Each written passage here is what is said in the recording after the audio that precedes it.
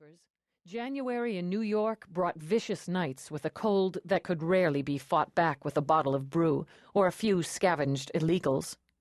Some gave in and shuffled into the shelters to snore on lumpy cots under thin blankets or eat the watery soup and tasteless soy loaves served by bright-eyed sociology students. Others held out, too lost or too stubborn to give up their square of turf. And many slipped from life to death during those bitter nights.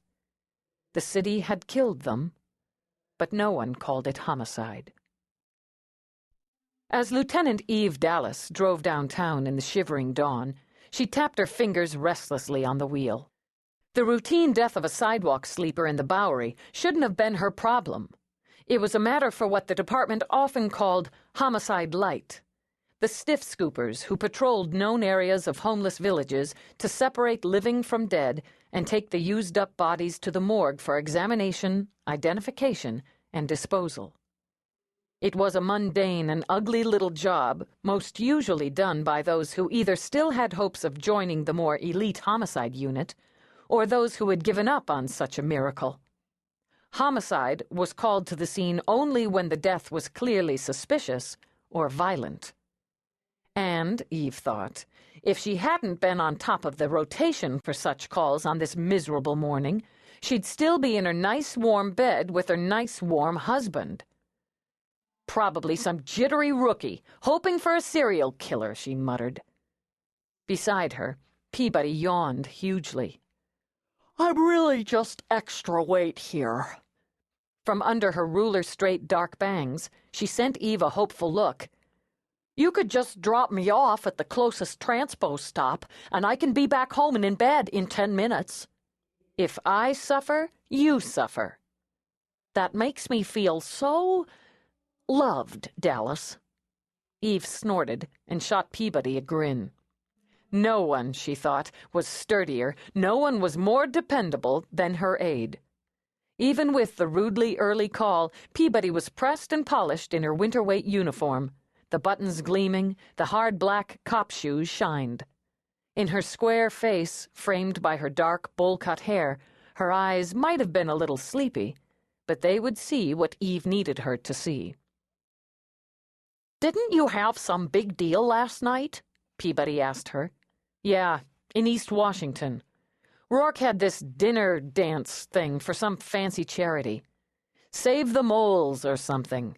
Enough food to feed every sidewalk sleeper on the Lower East Side for a year.